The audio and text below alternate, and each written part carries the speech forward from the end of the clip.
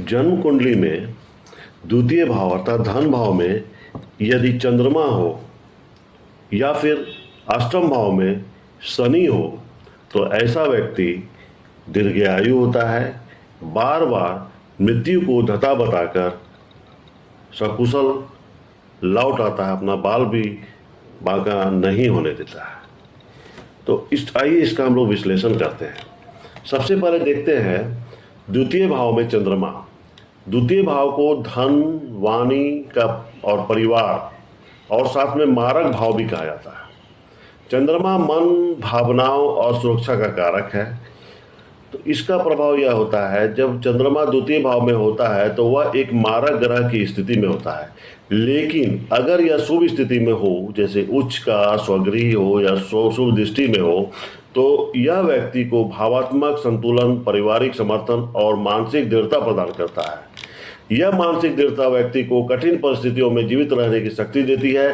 चंद्रमा एक तेजी से चलने वाला ग्रह है, इसलिए जीवन में उतार चढ़ाव बार बार हो सकते हैं, लेकिन व्यक्ति हर बार उभर कर बाहर निकलता है। अब देखते हैं शनि अष्टम भाव में। अष्टम भाव को मृत्यु, आयु, दुर्घटनाएं, गुण, ज्ञान और परिवर्तन का भाव माना गया है। शनि दीर्घकाल, धैर्य और कर्म का ग्रह है। वह जहाँ बैठता है वहाँ अस्थायित्व, विलंब और गंभीरता लाता है। इसका प्रभाव यह होता है, शनि जब अष्टम में आता है तो व्यक्ति को जीवन में बहुत संघर्ष, संकट और खतरे देखने पड़ सकते हैं। परंतु यही स्थिति यदि शुभ स्थिति में हो, अर्थात मकर या तुला राशि में हो या शुभ दृष्टि में हो, तो यह व्यक्ति को गंभीरता, सहनशीलता और पुनः उत्थान की क्षमता देता है। ऐसे व्यक्ति जीवन के हर संकट में धीरे धीरे परंतु मजबूती से उभरते हैं। इसलिए कहा जाता है यह योग बार बार मृत्यु को धता बता देता है। शनि दीर्घ आयु का कारक ग्रह है। अष्टम भाव में इसकी स्थिति व्यक्ति को दीर्घायु बना सकती है यदि वह पीड़ित ना हो। संक्षेप में चंद्रमा की स्थिति मनोबल और भावात्मक स्थिति को प्रभावित करती है।